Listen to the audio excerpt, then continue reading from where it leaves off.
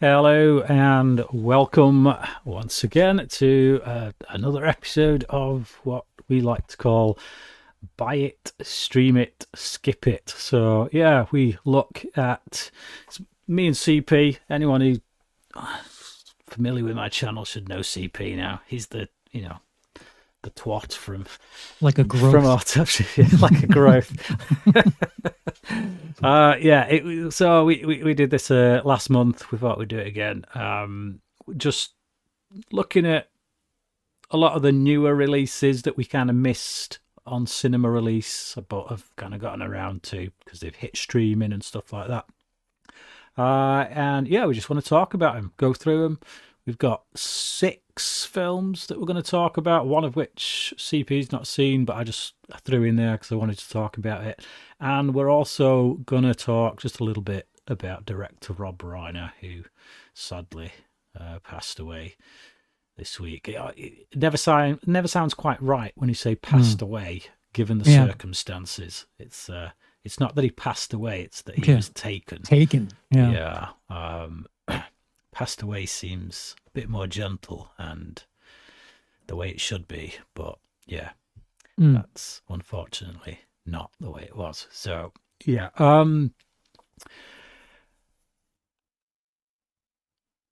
we'll start with Rob Reiner, I think. Okay.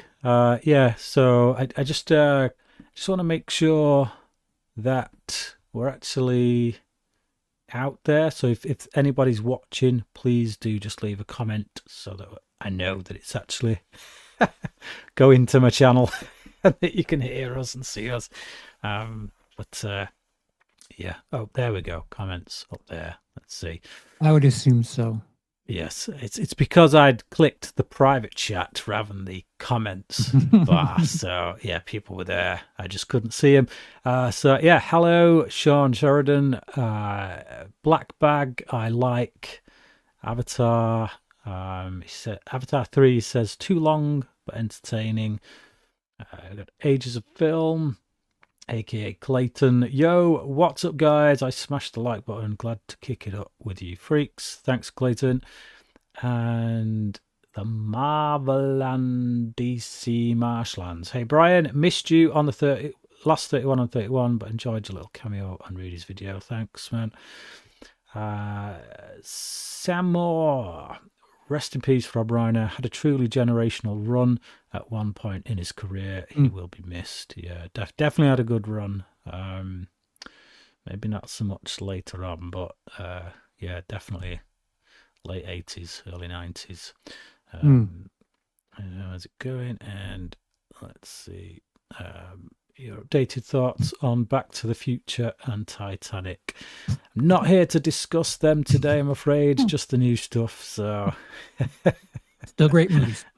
Yeah, they are great movies. I did see them recently. They were 4-star movies. They have Back to the Future's gone to a 5-star movie, and Titanic's gone to a 4.5. So there you go. That is that.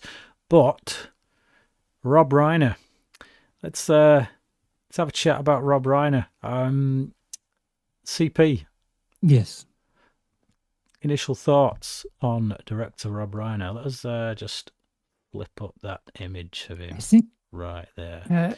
Prior to looking into his films, like I knew he was like in Spinal Tap, so I always, he's the director from Spinal Tap, and because all of the like on-set discussions from A Few Good Men, I knew he was associated with that, but only after he passed away. Like looking at his resume, I was like, oh yeah, Stand By Me is him. Oh yeah, When Harry Met Sally is him. There's a stretch there where you're just like, wow, there are different genres. I don't think I knew that he was the director of Misery. Princess Bride. Right. Like from like 82 until 94 or whatever. He had some solid heavy hitters in different subgenres too. Like he knew for about 10 years there, he had his finger on the pulse as far as 3 or 4 movies that speak to a bunch of different audiences. Yeah. I mean, Spinal Tap. Mm-hmm. It's just like, considered considered one of the great kind of comedy classics, Spinal Tap. I mean, we already mentioned Princess Bride. Both of those movies are considered like very high bars within comedy. So yeah, and then obviously putting out something like A Few Good Men, which I and even The American President. I would say I put a lot of that down to Aaron Sorkin's script, but like it's very hard to direct an Aaron Sorkin script. But he did it with A Few Good Men.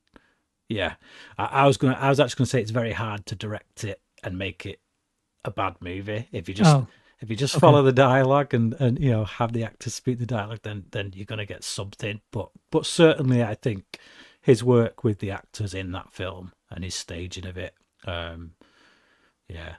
definitely brought something as a director. It wasn't all on Sorkin's shoulders, I don't think. But so yeah. So I've been catching up with some of his stuff since his passing. I saw his documentary with Albert Brooks, Defending My Life. That was interesting. I need to go back to Albert Brooks and watch a lot of his stuff. Okay. The Sure Thing, that was from the mid 80s. It's a very teenager looking to have sex in the 80s movie. Is that one of his? That's one of his earlier ones. Yeah, isn't it? Yeah. It's not anything I would bring up and say must see, but it feels like 10 other movies like it from that time. Completionists kind of. Right. If you're a completionist for Rob Reiner, then go see it by all means. But. Yeah, Spinal Tap 2. I not the biggest fan, but happy it exists and happy it got released prior to his passing. And I saw Being Charlie because of, well, curiosity amongst other things. And it's not that good a movie. And, the writer of that film is his son, the one who's being held for his murder. And I don't know if I'm being hard on the movie because, having current information or what, but it just, there are technical complaints I have about it. And it just doesn't feel like a Rob Reiner movie on top of that. But like you said, there's a bunch of movies from the early 2000s, like Rumor Has It, I think is him too, right? Yeah. There's a couple of like the Bucket List. Yeah, the Bucket List, Story of Us. Story of Us, yeah. North. So he did this whole period where he just went kind of into like rom-com stuff. I think because of When Harry Met Sally, I think the success of that film kind of made him think, these are breezy, these are easy for me to, I can do this. And then turned out they weren't that easy and they were a bit too breezy. And it churned out a bunch of these rom-coms that were kind of a bit of a smear, I would say, on his later career. But but his good stuff is certainly worth checking out. He's got a couple of films that like they're going to last longer than him, obviously, but like there's some heavy hitters there that like if you're a fan of this subgenre, you need to watch one or three of these movies. Like you think about when like coming of age movies, you're like it's the Stand By Me of today's age, or a rom-com. It's not quite When Harry Met Sally, but blank. A Few Good Men is probably the quintessential courtroom drama. Without thinking of 12 Angry Men, but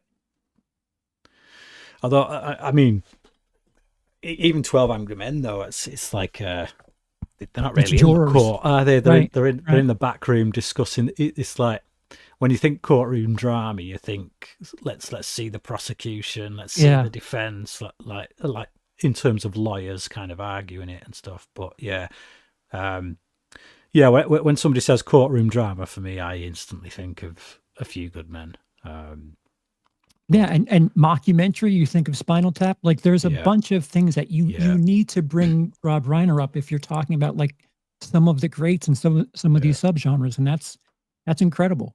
Yeah, it's I think I think if a director has one great film, then it could just be that they got lucky.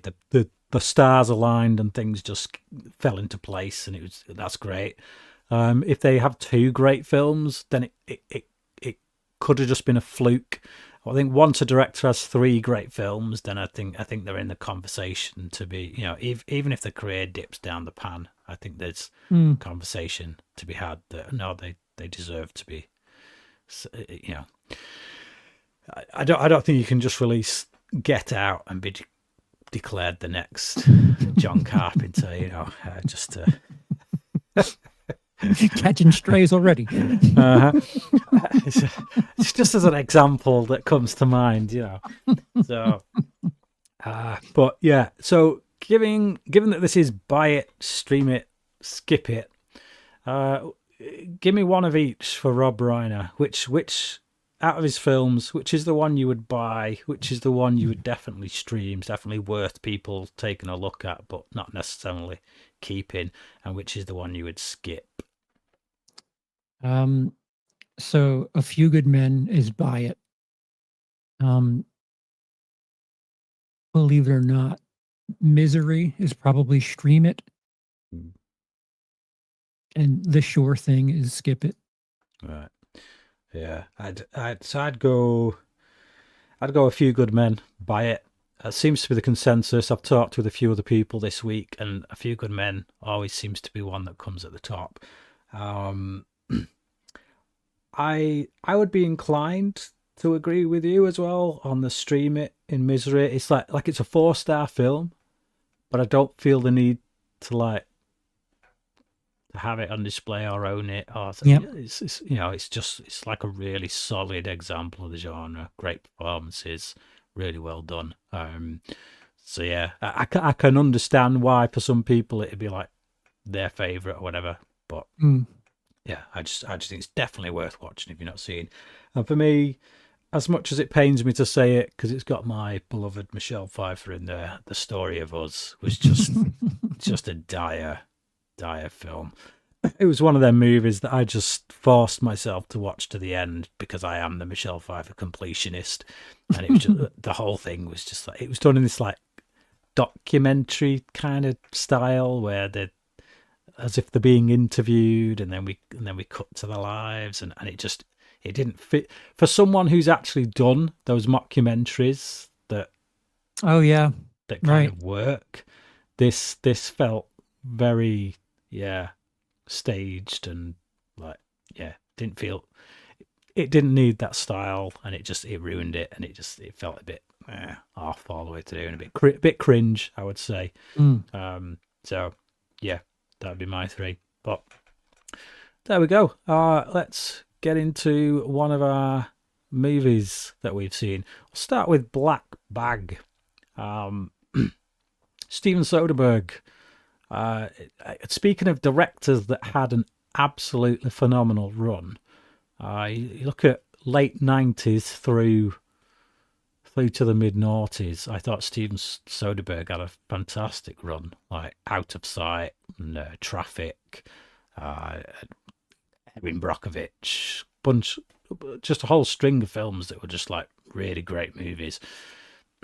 I would say in the last 10 years, he's gone maybe a little bit more experimental in the sense that he's trying to stick with lower budgets. It keeps him a bit more on the edge kind of thing. He's working with digital technology, and sometimes to success, other times not so much. But whereas he was once, I think, like a 4 to 5 star director, I feel like the latter half of his career he's been more of a 3.5 star director. The movies he's putting out are, there's always something about him where it's just like, ooh, if just a few rough edges there, that if they were cleaned up, that would be a solid 4-starer. But yeah, and I don't know about you, but this one kind of felt the same to me. I felt like the pacing was a bit off.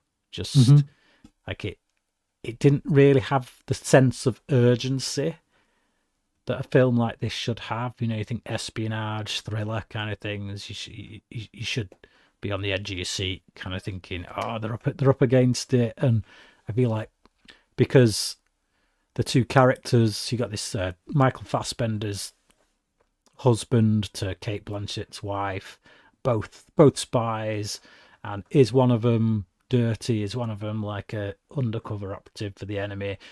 And I never really get the sense that the walls are closing in on them. I always feel too much like they're one step ahead of everyone else.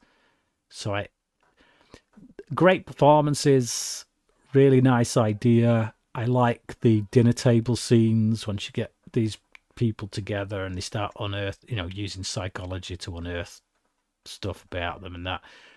But I felt like it could have just done with a bit more of a sense of urgency and a sense of, oh crap, these guys are about to get caught. They're about to get caught. What they're going to do, and I never really felt like that. Yeah, something about that dinner scene when things are being discovered. I felt like if these people are all spies and in the agency, they'd be a bit more guarded about things that they're sharing. And I found it a little hard to believe that conversation would fall apart like that so early in the movie. Yeah. So I was kind of defensive from that moment on. And like you said, it never really hits this next gear where it's like, oh okay, this is espionage. It never really felt like that. Like when the one woman's in therapy. Yeah. And like they're just like saying things nonchalantly. And it's like, well, if you don't care, why should I care? Yeah, definitely. It's a nice looking film. Yeah. The other thing is, Soderbergh, like he has that look. I don't know what it is, but if you just show me 5 seconds, I'm like, I can tell you whether or not it's a Soderbergh movie. He just has that hue, that look. I don't know what it is, but instantly it felt like anything from Soderbergh in the last 10, 15 years. Yeah, I feel like the scores to his films as well. I feel like he should change his tack when it comes to the scores, because it's something I remember about Haywire, and this has a familiar flavour to Haywire, I would say. Although I do think Haywire is the better of the two. But the music to them doesn't feed into that anxiety that I feel I should be feeling with this kind of movie. It's a bit too breezy, a bit too, okay, stuff's happening, but whatever. So, yeah. That's Black Bag. Let's see.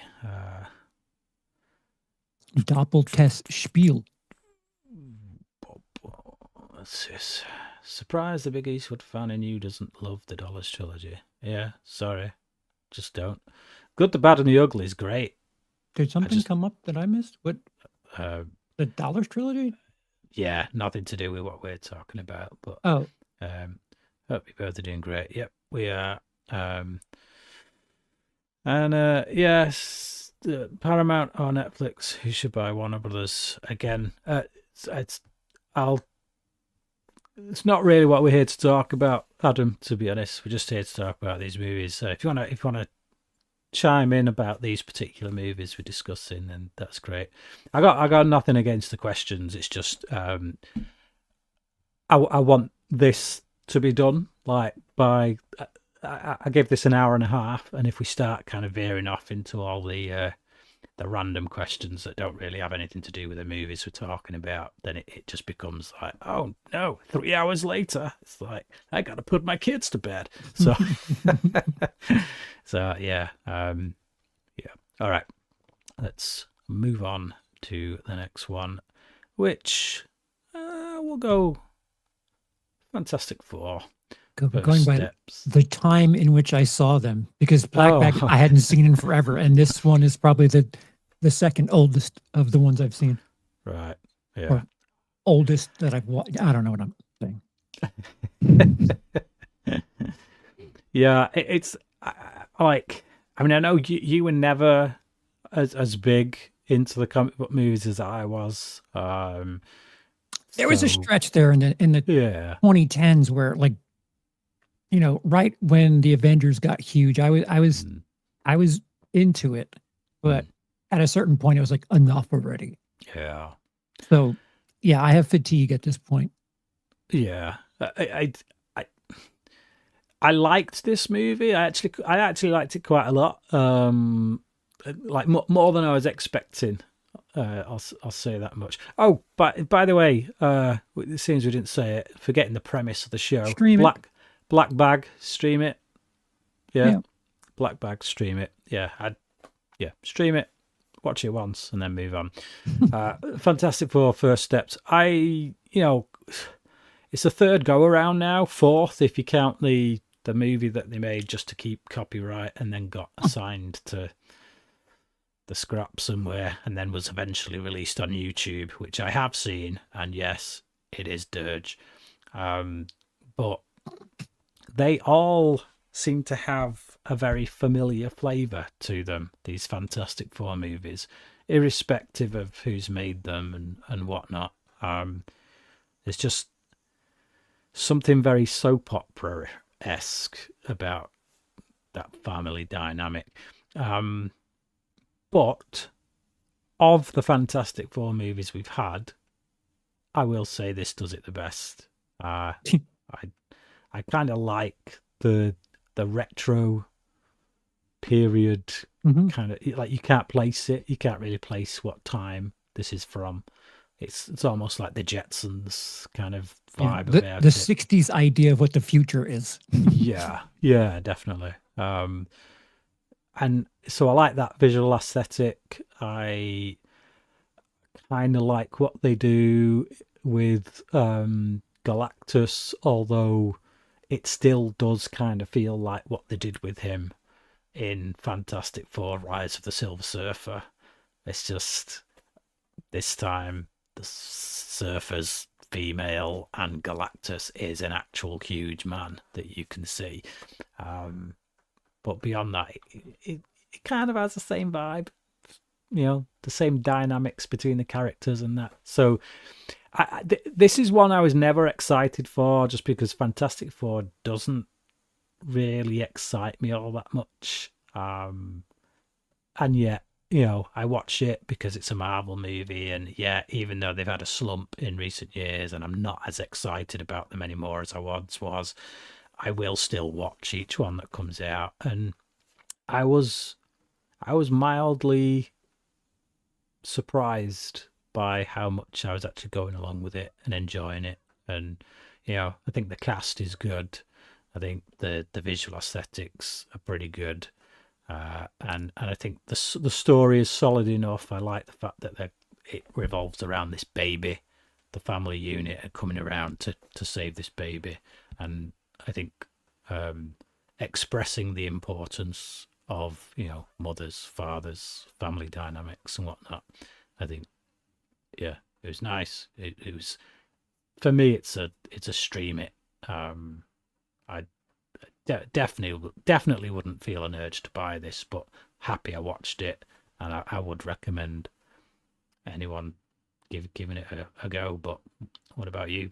I think your mileage, it depends on your mileage. Like if you're a fan of modern era Marvel and you're looking for a win, maybe stream it. But if you're Mm. expecting circa 2015 era Marvel, I'd say skip it.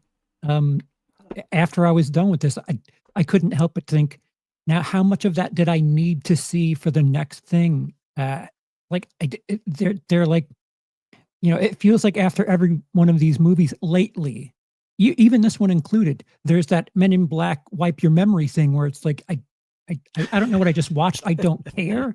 None of it like stays with Mm. you anymore. Well, Do you not like do you not think that they shot themselves in the foot with the way that they used to do stuff, because what happened in any given movie was so important to what would happen in the next one. Yeah. Whereas now maybe they are trying to do more self-contained stories, and it's like, okay, you can take this film and just enjoy it as a self-contained. But because you're like, none of that's really gonna feature all that much in whatever they've got coming. Yeah. So I think they did things backwards because safe to them 10 years ago still, it fed the ongoing narrative, whereas like, yeah, it's a 3.5, it's a solid movie, but at least I know this 2-minute thing that's going to happen in the next movie. I'm all caught up with that section. I don't know if, because I would call this safe. It's gorgeous, yeah, like you said, the set design, all of that. It's great. But as far as the story is concerned, I don't think safe is enough to warrant, you know, devoting 2 hours. And I think it was cut down, wasn't it? Wasn't it supposed to be like way longer? right. I didn't know that. No. I could be wrong. Don't quote me on the Marvel stuff, but it's one of those things where safe and doesn't feed into the ongoing narrative. I don't know how many people would go out of their way to watch this and just have it be contained like that. Whereas, if something's safe and part of the lineage, that's one thing. But I don't know. Like you're asking, like it's the wrong question to ask me because I'm at the point where Yeah. if you're going to release something, comic stuff, I need you to wow me at this point. So And if you're airing on one side or the other, stream it or skip it. yeah, if you're a fan, if you're wanting a win from Marvel, I would say stream it. If you're a little tired of the same old, I would say skip it. Although I am saying it's the best thing of Marvel in years, Yeah. which isn't saying much at all. Though. Although I did actually really like Thunderbolts, which was also this year. Yeah, I'm already depressed. I don't need a Yeah. movie to tell me I'm depressed. Yeah, there's know your audience. Yeah, it was good. It was good, Yeah, but yeah. I have no urge to see that movie again. Okay. Okay. Let's have a look. I'm not sure that name's going to stick. Willie Max. It's a cable channel. As it turned out, you liked Fantastic Four more than the new Jurassic World. Yes, That might be accurate. Yeah. In terms of, I think it offers more in terms of a variety of what came before. Whereas, like, I think the last Jurassic World film was a really great example of of that movie, which we've now had 7 times. It's like if I did a ranking, it would be pretty high in my Jurassic World ranking. It's just that it's so familiar, like that they are literally rehashing the same thing again and again and again. Whereas I think, given how many movies we've had in Marvel, I think to get this many in and bring something that, again, because of that visual aesthetic, harkening back to the 60s idealistic future, that was something that felt fresh to see on screen. So I felt like they did bring something that they haven't before in the Marvel Cinematic Universe. So yeah. So in that regard, yeah, I would say it's better. However, I would probably watch the Jurassic World film again over Fantastic Four. I agree with everything you said. Yeah, just because it's an easier watch. Mm-hmm. It's dinosaurs doing what I want to see dinosaurs doing, and it's Scarlett Johansson being Scarlett Johansson. So yeah, there you go. Grades are funny like that sometimes. A film can be better and therefore get a higher grade, and yet I can watch something that has a lower grade more times just because it's enjoyable to watch. It's easy on the brain. But yeah. Let's see what have we got next. Let's go with. Let's get this one out of the way. Actually, I was going to get this one out of the way first, but yeah. Oh yeah, we did. We didn't do this one. We went with Black Bag, didn't we? But skip it.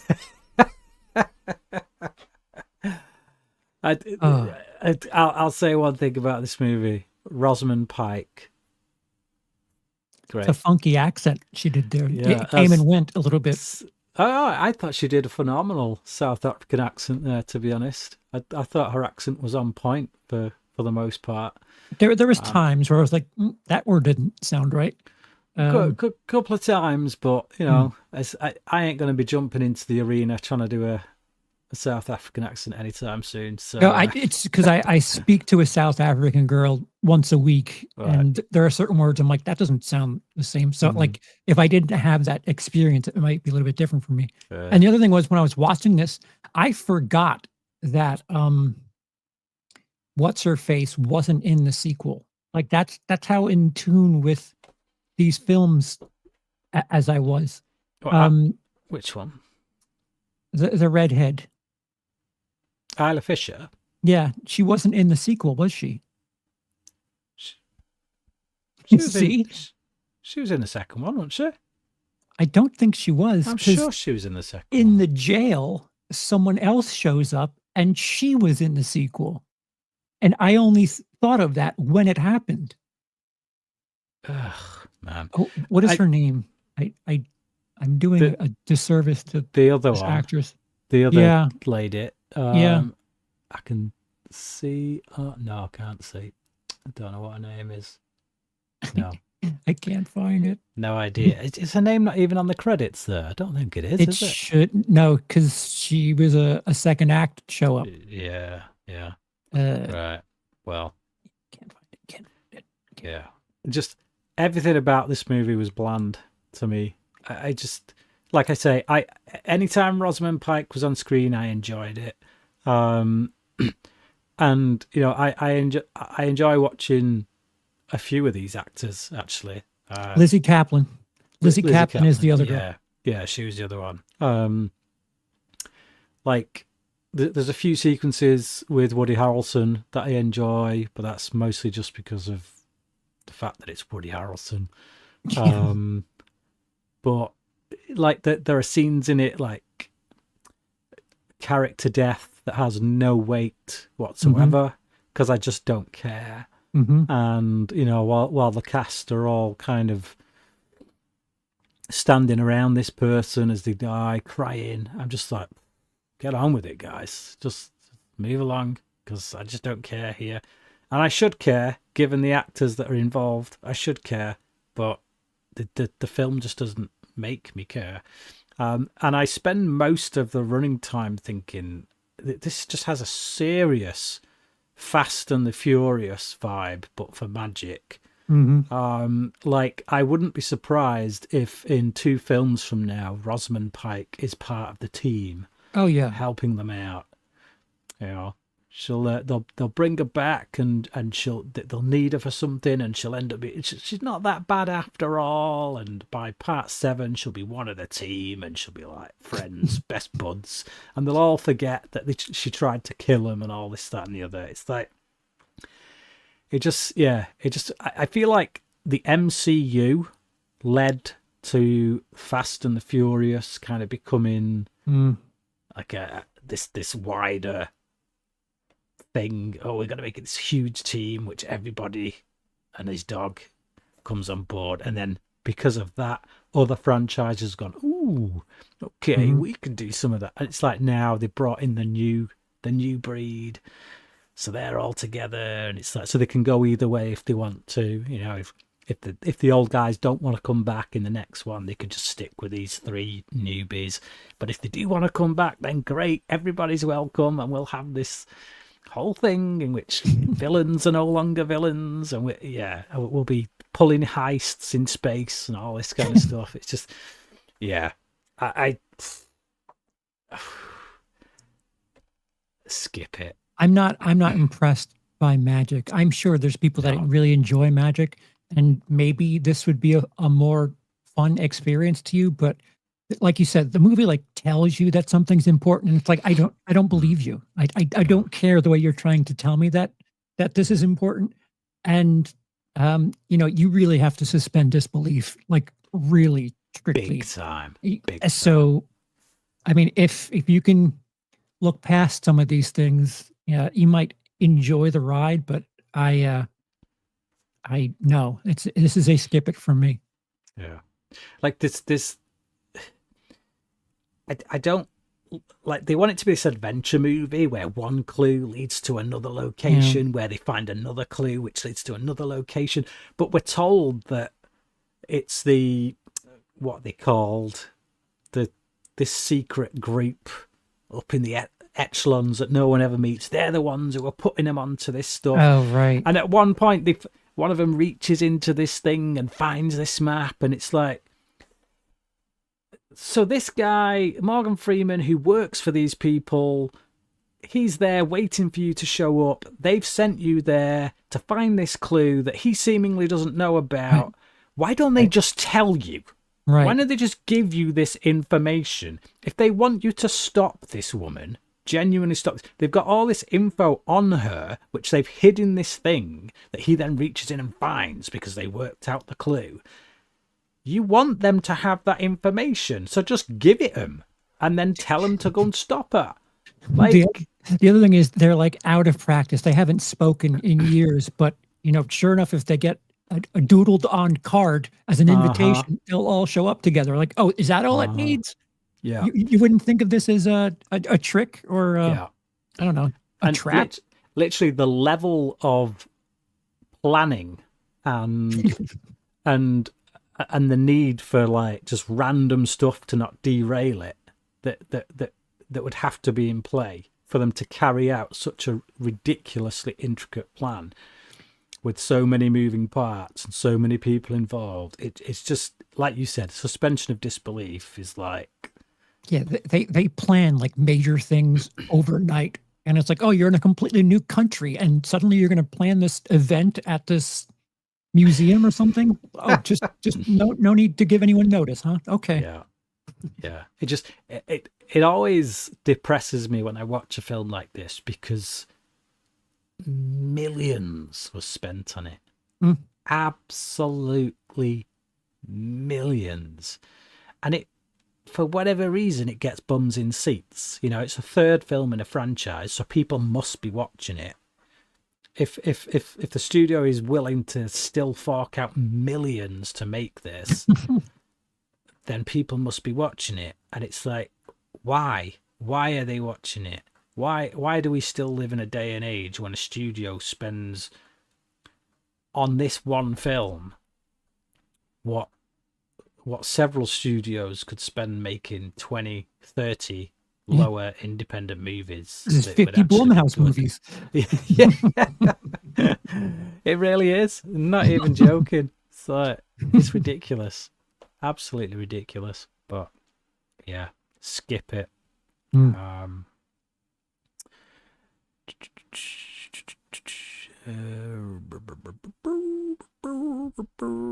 Yeah, Adam says yes. Universal wanted to turn the Fast and Furious into their own MCU. Yeah, and I'm not. Who's the studio behind Now You See Me? Not I think it's sure. Sony. Right. I'm pretty sure. It's I think Sony right. Columbia. Yeah, but I think that's literally. They just took whatever movie was successful that year, which was Now You See Me. Excuse me, it's Lionsgate. Oh, right, okay.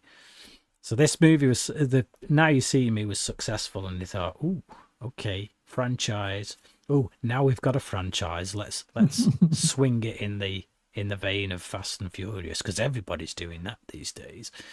It's just.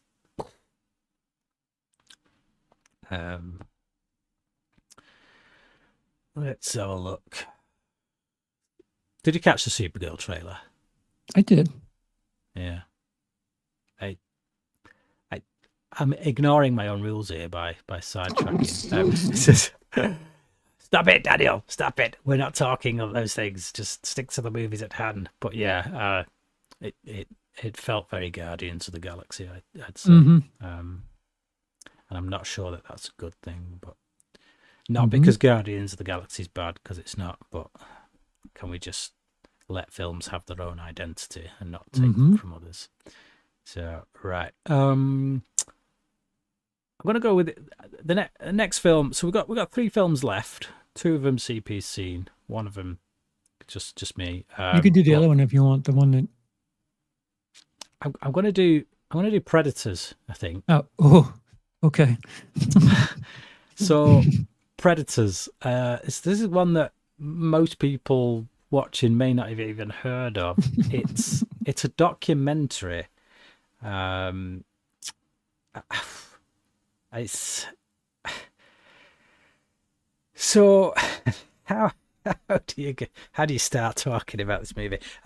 So basically, it's not the Predators that you're thinking of. No, it doesn't not have, Aliens versus. No, it doesn't.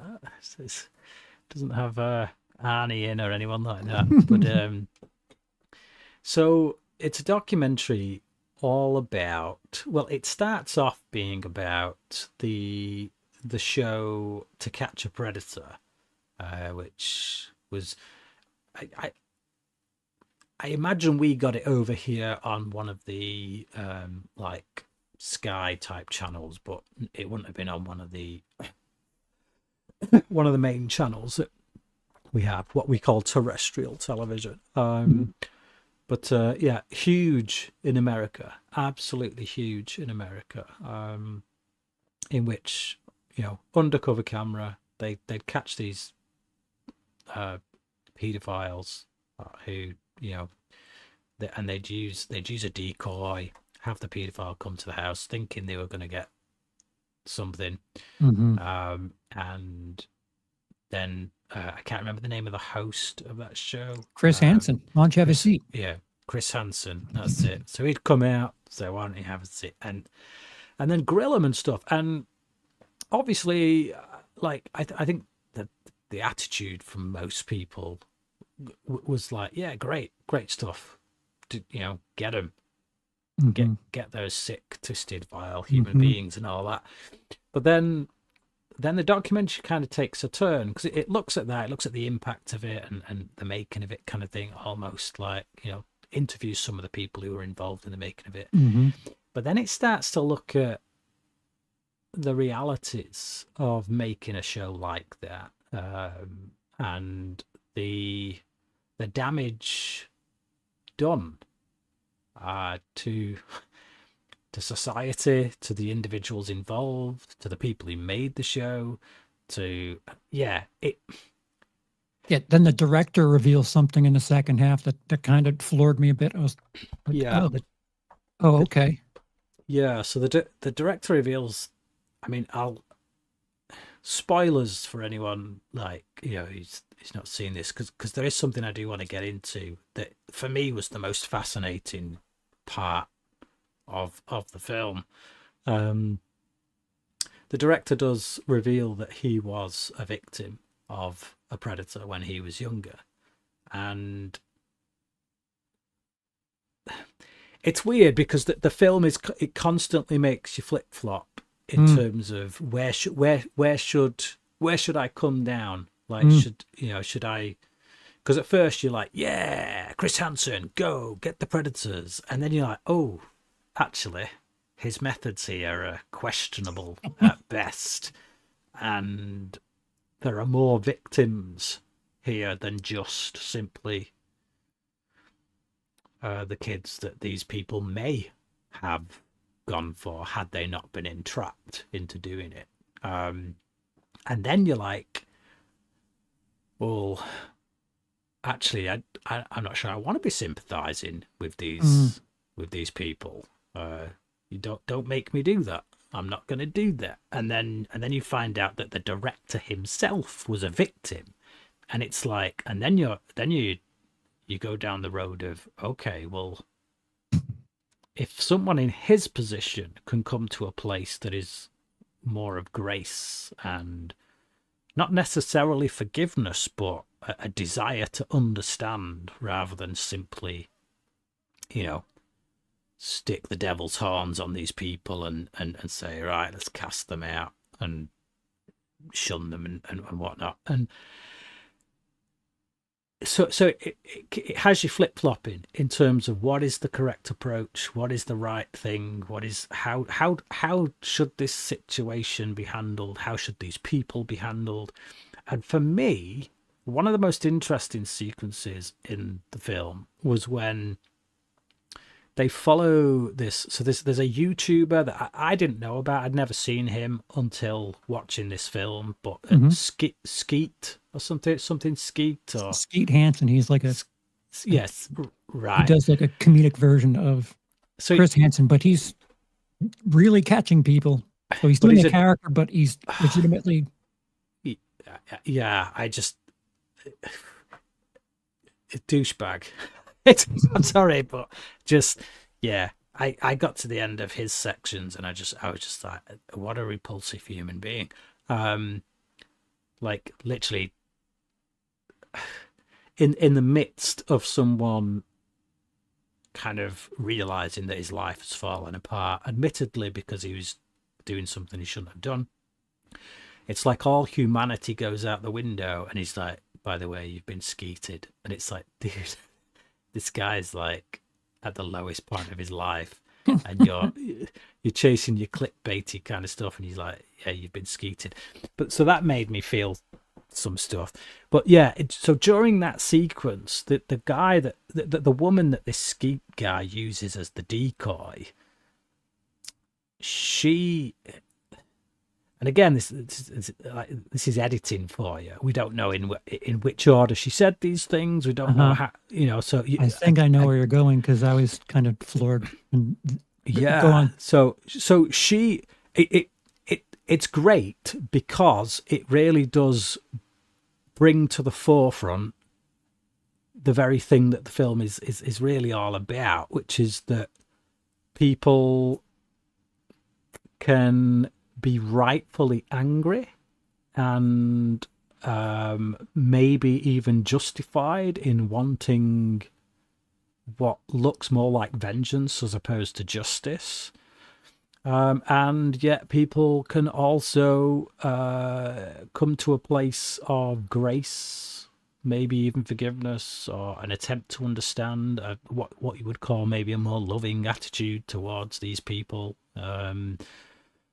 And it's the way it's framed in the editing is like this woman, the one they use the decoy, she's mouthing off, she's talking about what she does and the people that she's helped to catch, and she's all and she just seems really unforgiving. She just seems like a really nasty piece of work to a large degree. Like she's just there doing it because she hates these people and she thinks this should just all be stopped.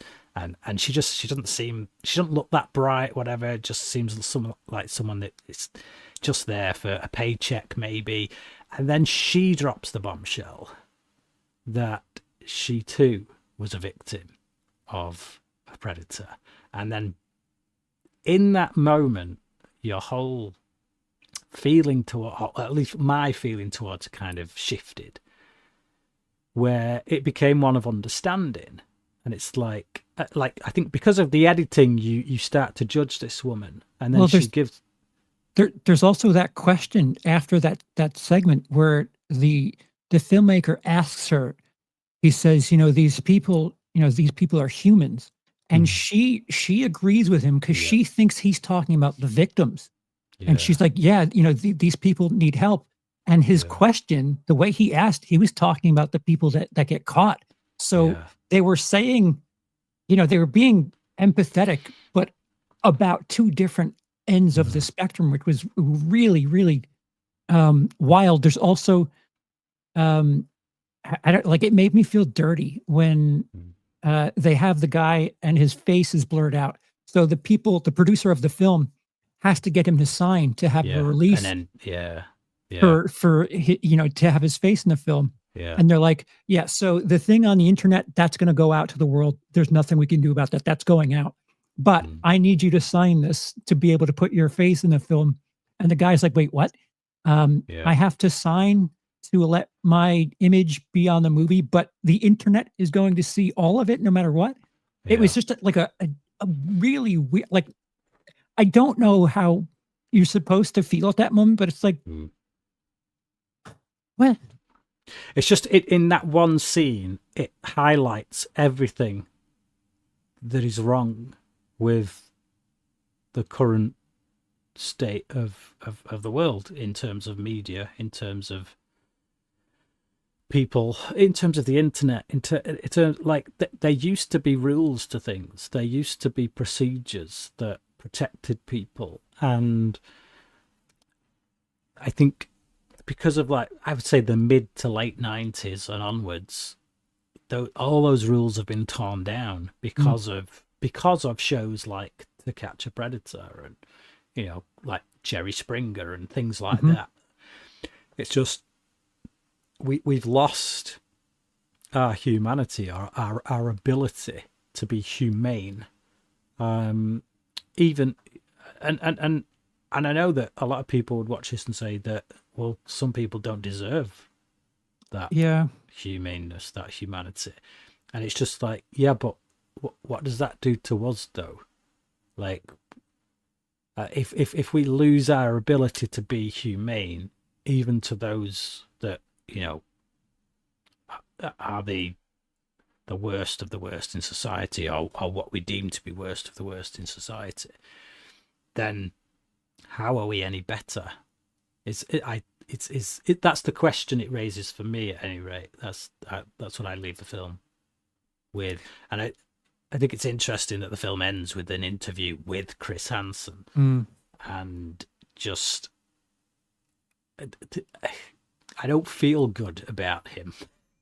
Like I start the film when he comes in, because I've never seen To Catch a Predator. All I know about, so all I know about it was what I'm watching in this film. I'm literally everything is new to me in terms of what this film is showing. A big deal, a big deal. I believe so. But it's like I start the film, he comes in, you know, we see the setup, the pedo comes in, and then Chris Hansen comes on. Why don't you take a seat? And it's almost heroic. Like, I'm like, oh, but inside I'm thinking, good on you, well done. But then as the film goes on, just all the dynamics shift, and it's like, actually, this guy, he doesn't come out well. And yeah, it seems like it's all about the money. Money. Oh, yeah. They're like towards the end in the third act, they're talking about a new network that they're kicking off where this new version of the show is happening. And what they don't tell you is the reason that this is like the fourth network he's doing it on is because they bend the rules, they overstep boundaries. Like, they don't do things by the book.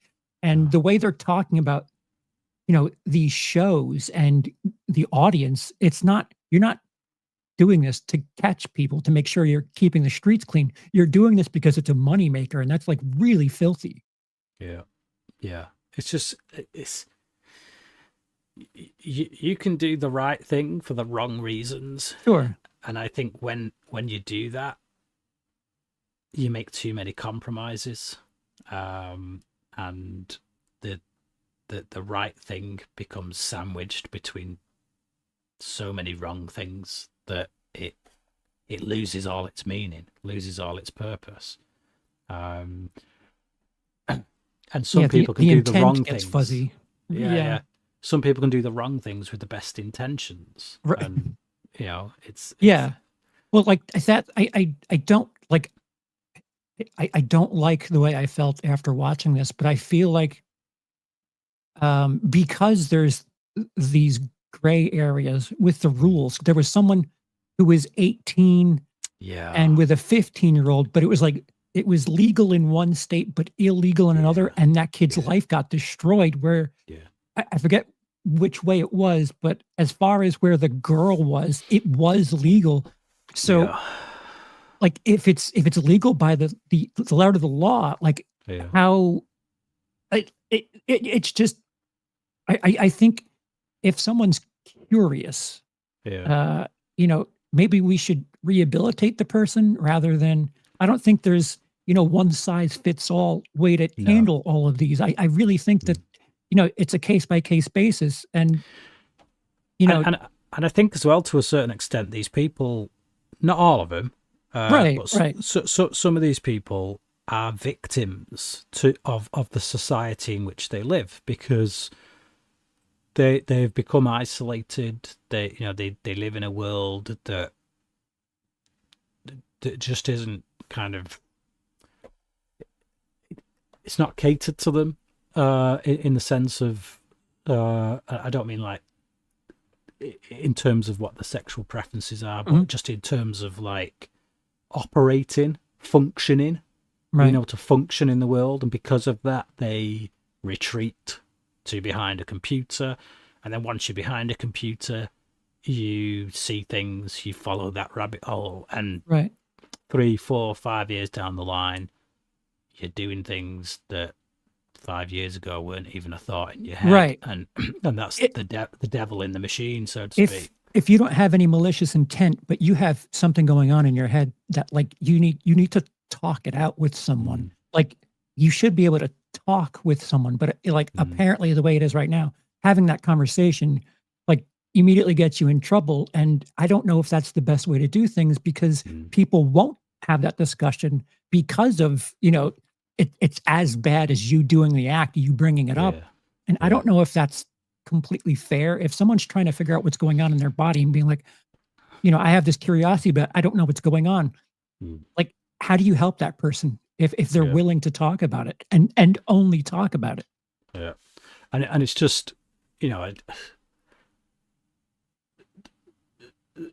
I remember even in high school, back in 95, 96. I was coming to the end of high school in 96. Like everything was just so sexualized. Like just magazines, TV shows, just everything was sexualized. And like it's like you can't bury your head in the sand and not think that there are kids in high, because they are still kids in high school, that are, I'm sorry, just on, yeah, they're on the sex train at that point, which is, we don't want to think about that. We don't want to acknowledge that. And whenever we put a news story out there that, anyone under the age of 18 is an innocent child in all this, were they? Because I was at school and I Mm, remember what some 15, 16-year-olds were like. They were like horny jackrabbits that were trying to jump anything that yeah. moved. And it's like, and that's not a free pass for, a 25, 30-year-old man to start doing stuff that he shouldn't be doing. But let's try and not pretend that we live in this like society that doesn't Yeah. need If talking you're about things. And if you're 21 and someone's in a bar with you and they used a fake ID to get in there, but mm, they're actually, 17, yeah, shouldn't the bar be responsible for that too?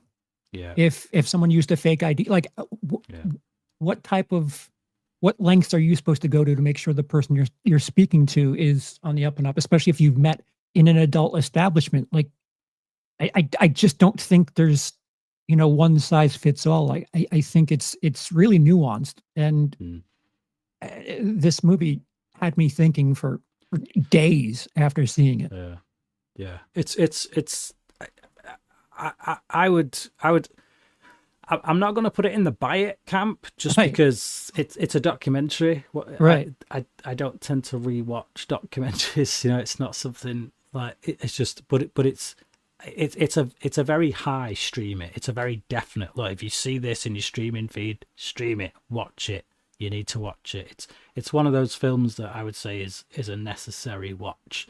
Um, and yeah, so definitely stream it.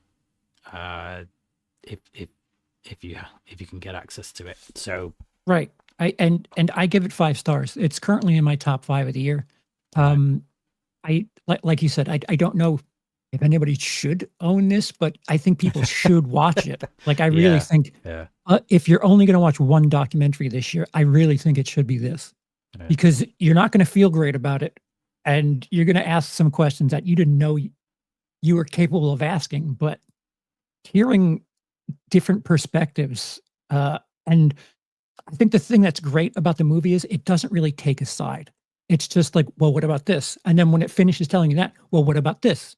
And then it tells you that, and well, what about this? And it doesn't really give you a perspective to run with. Which, I mean, kudos for them doing that. Mm. I'm glad that it didn't give you the story from someone's perspective. Yeah, yeah. So Daniel says, I've not seen Predators 2025, but I imagine this documentary would probably hit hard for those who have a friend that experienced such painful things. Yeah, and I'm sure most of us know someone or are connected to someone that is affected by this particular subject. But like for me, everything came into I started questioning my perspective the moment the director revealed that he had been a victim. Like, because this guy he's not trying to throw anyone under the bus. Well, certainly not anyone that society shouts guilty, guilty, get your pitchforks out. He maybe tries to throw a few other people under the bus that perhaps deserve it, but yeah, just the fact that this guy was a victim and he can come to the subject with a bit more balance. Yeah, I think it's very easy for people who haven't been through certain things to be all like, Black Lives Matter. You're not even black. Shut up. Things like that. It's like I think a lot of people can get on the high horse about things that don't even affect them because they want a cause and stuff.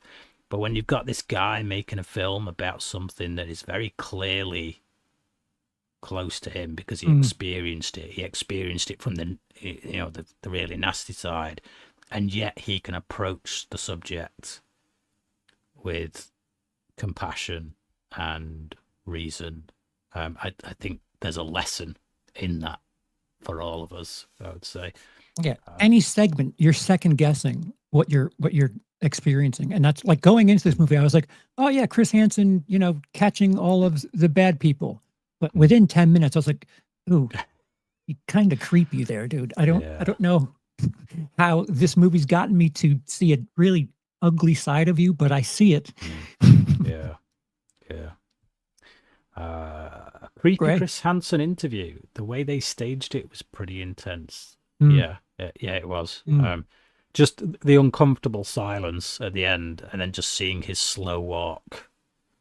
Yeah. Out. The other, like, again, it could be the way it was edited too, but you could see Chris Hansen like working out how he wanted to answer it after the guy tells him his story. So like it felt like Chris Hansen was being defensive for a second there, but then like as he's processing the information, he's like, okay, so this isn't a hit piece. How do I answer this? Yeah. So high recommend from both of us. Stream it or buy it and then pass it on. But next up, we've got Wake Up Dead Man, a Knives Out mystery. So the third Knives Out movie. I don't know if this is controversial is too strong a word, but I'd say this was my favorite Knives Out film. Really, really enjoyed this. I was nervous. I like the first half hour is a bit nervous because I'm like, okay, they're leaning very heavily into a lot of the religious stuff, and I'm like, Hollywood doesn't always have the best track record with that kind of thing. Just how they interpret it, how they represent it. But I thought this film was phenomenal in its representation of all the different theological aspects of faith, of how one arrives at faith, how one keeps the faith, how one expresses the faith, how how one doesn't. There's a whole speech that Benoit Blanc gives at one point in the film as to like the priest asks him what do you think about he's standing in the church, what do you think? And he's very honest about what he thinks, and he doesn't paint the church in a very good light. Now if the film just left it there, I would be like, oh, okay, well, that wasn't very balanced or nuanced, was it? But it doesn't. It represents all different kind of sides of how people intersect with Christianity, in a way that I felt was respectful but honest. So yeah, I think, and in the light of that, you can look at like Blanc's speech, that speech I was just talking about, and you can say, there are a lot of people who feel that way, and probably justifiably so, deservedly so, because the church has done a pretty crappy job of doing what they should be doing in following Christ. So, and like I say, and I can receive that message in that way because of how good a job Rian Johnson does with everything else. Like I say, just looking at different angles, different sides, and not coming down hard on one specific one. I just thought it was a really great exploration of matters of faith, all tied up within this mystery thriller that kept me guessing, kept me on the back foot, because like one moment I'd think I knew where it was going, and then I didn't, and then it'd spin me off and like reel me in and think, oh, right, now he's gonna say, oh, but it's not him, oh, it is him, oh no, it's her, oh no, it's not, it's so yeah. The pacing was great. I never felt bored. It was really snappy. It always kept me engaged. I loved the characters. If somebody prefers the first one over this, I can understand that. I love the first one as well. I think for anyone who doesn't really get interested in matters of faith or religion or anything like that, I could totally understand why this is just I prefer the first one. That's fine. I understand that. But obviously for me, this really, really floated my boat, really pushed my buttons, and yeah, it's my favourite of the three. And that's saying a lot, because like I say, the first one I thought was phenomenal as well. So definite buy this for me. If I was actually still buying Blu-rays these days.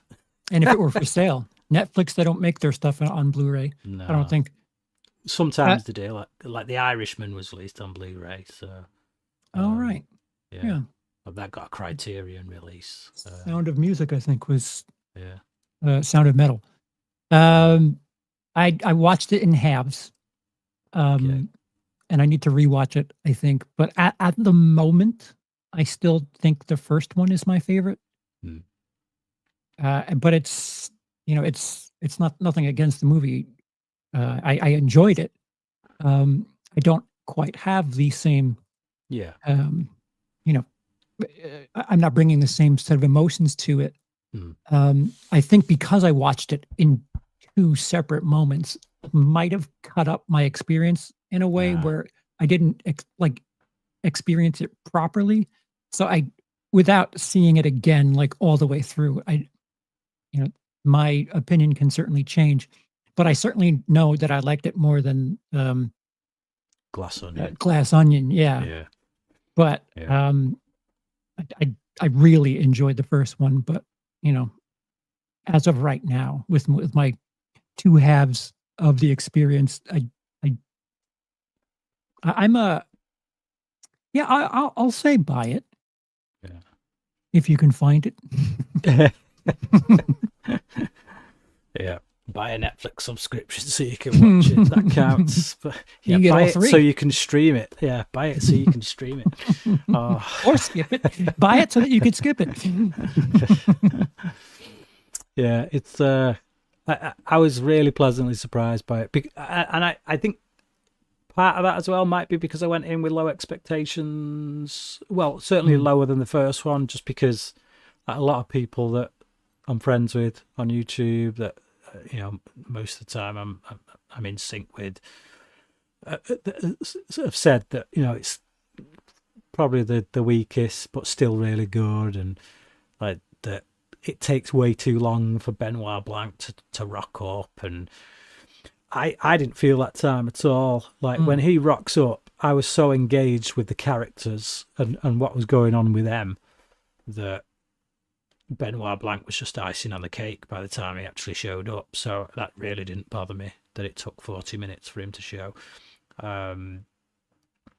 So, yeah. The one thing I will say is, for as much as Star Wars YouTube wants to say that Rian Johnson is a crappy filmmaker, you're wrong.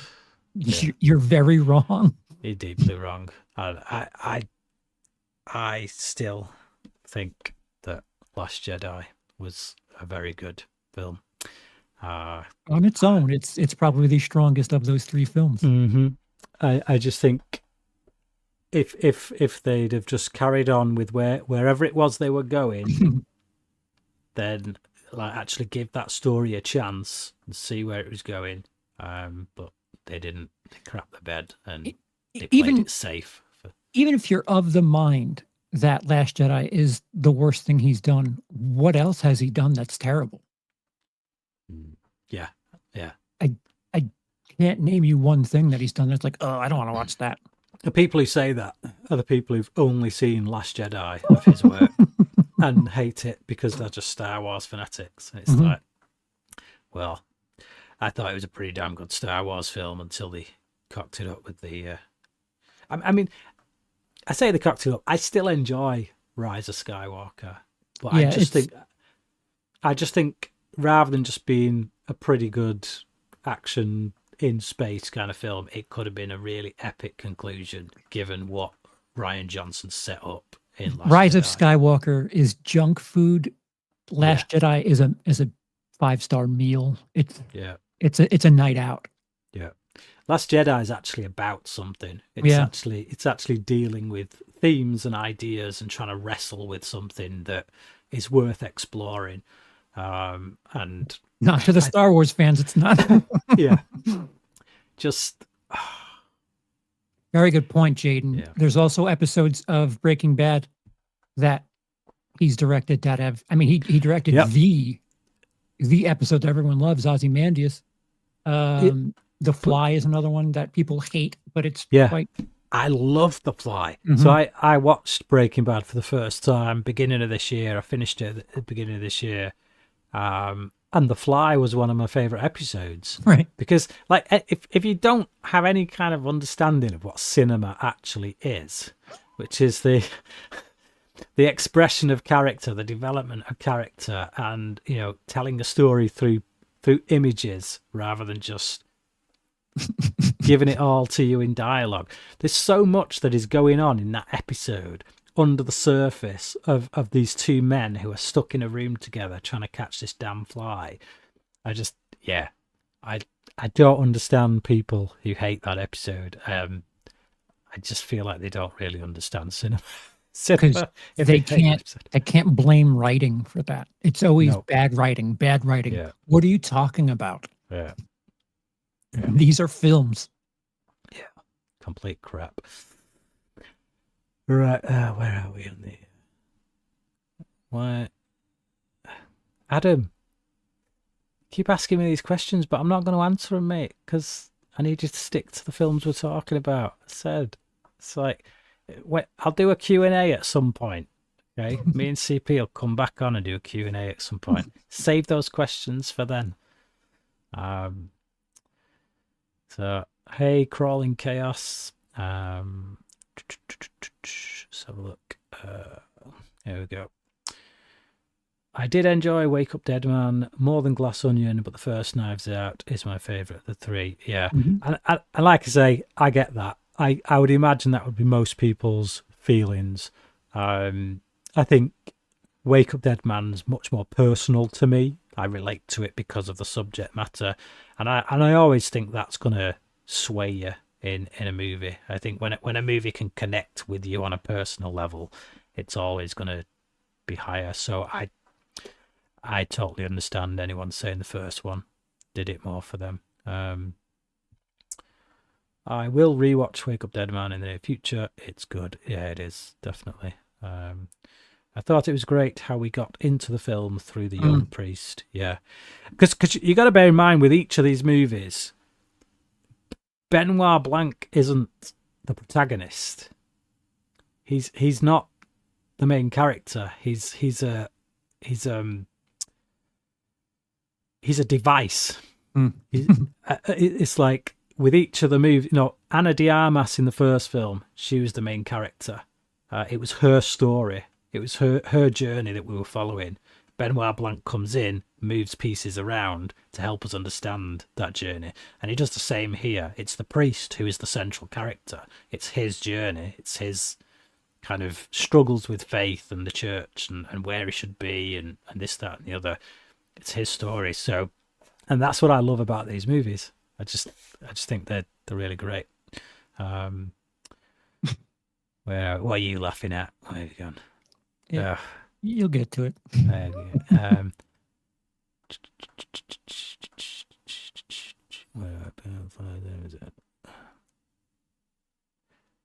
think.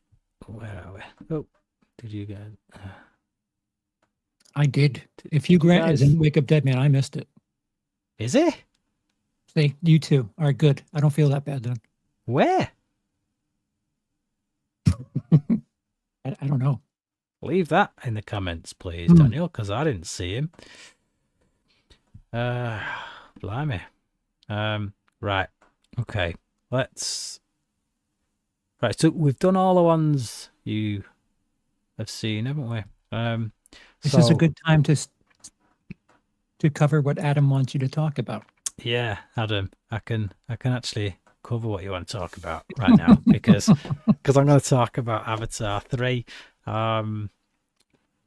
If I can find the thing, where is it? There we are.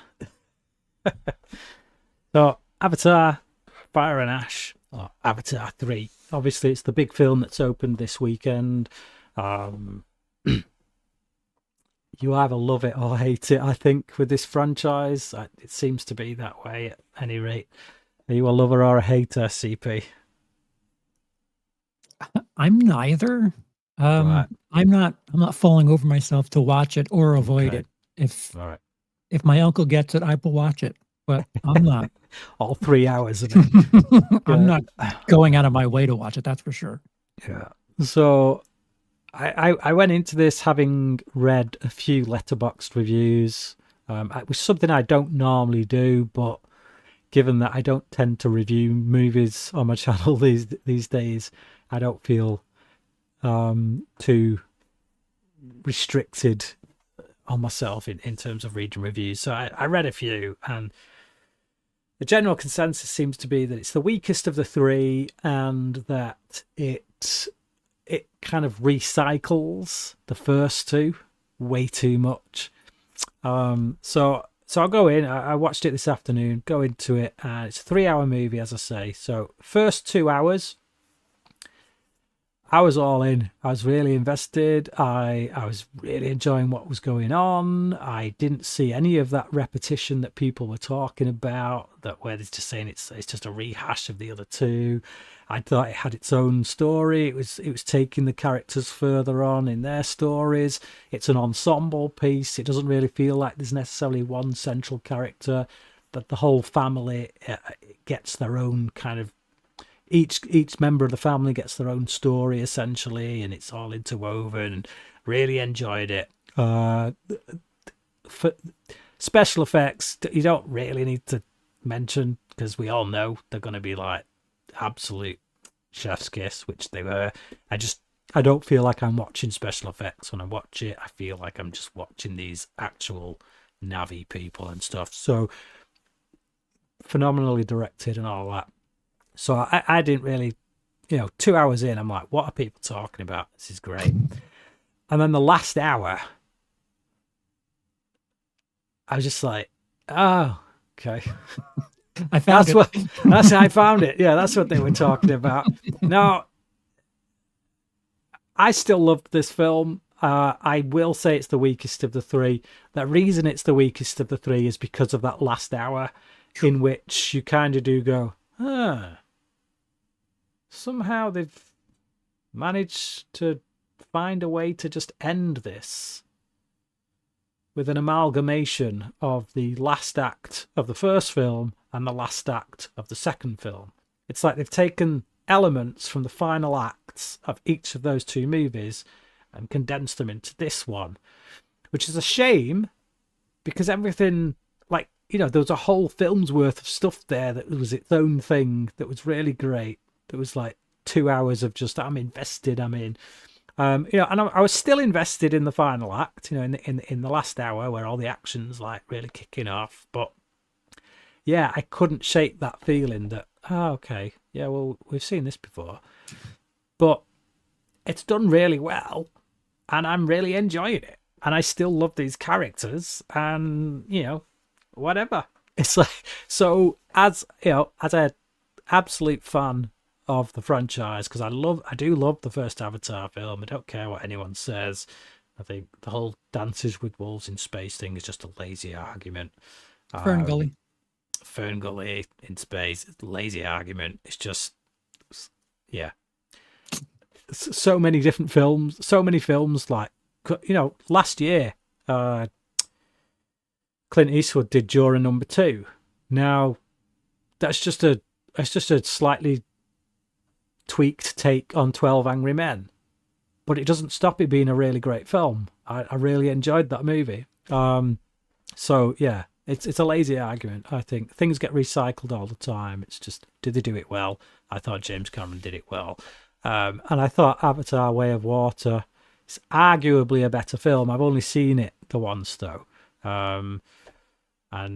So before I definitively say yes, it is better than the first one, I want to watch it again and just see if it does it hold up on that second watch. But I love them. I love both those first two movies, and because of that, I'm already invested in this world. I'm already invested in what Cameron's doing with it, and so despite the fact that that last hour feels familiar,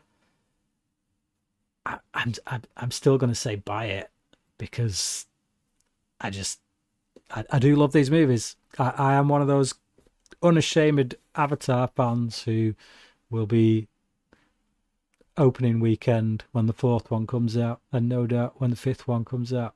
So there you go. That's me. That's my thoughts on Avatar. As to whether or not I'll be doing a James Cameron ranking video, possibly, if I find the time to film it over the next couple of days, maybe. But we'll see. I'm a bit lazy these days, so I might just say there's something on Netflix I want to watch. So have you film the video, watch Netflix. Have you not watched Running Man yet? No, I missed it because it was on for a week. Literally at our local cinema, it was on for a week. It was gone after a week. I'm like, what the heck? So it didn't do well, did it? No. It pretty much died on its What did my uncle get to you? Now I see you. Oh, yeah. It was Now You See Me. Now You See Me and Predators. Yeah. Okay. Yeah, because I know my uncle. Yeah. Has that. If your uncle has Running Man, then that'd be good. But yeah, there you go. So of the six films that we've discussed, I would say Knives Out, Wake Up Dead Man is the best film. I would say that's the one. Definitely go and watch. I would say definitely give your time to Predators. And if you weren't a fan of Avatar, then this new one ain't gonna sway you. So why do that to yourself? That's me, and that's you. Anything coming up, CP? I don't know. I might be doing some sort of marathon stream fundraising for doctor's visits. So I don't know. It all depends. Okay. There you go then. Just a quick sneaky question from Daniel. With regards to Avatar 3, Bryan, were you okay with the romance that blossomed between characters, Kiri and Spider? What he means there is the interspecies romance. It is one of those things where I'm watching it and I just have to tell myself, you know what, this is a science fiction film. I'm just going to go with it. The fact of the matter is the Na'vi don't exist, so so we don't have to answer those questions. Now, if this was a film in which a human was trying to have a relationship with a bear on planet Earth, there'd be some issues. But yeah, it does make me go, ooh, shudder. But then, like I say, tell myself it's science fiction. Let's move past it. It's just storytelling. It's all just, think of it as a metaphor for interracial relationships, things like that, and then move on. We have not had a non-Avatar James Cameron movie in decades. Not unless you count his documentaries. Oh yeah, he likes going underwater a lot. Yeah, there's all that. Yeah, and he had some heavy involvement with Alita, which right, I still want my sequel. Dagnammit. We're never gonna get it. Mm-mm. Yeah. Right. On that note, see you clowns later.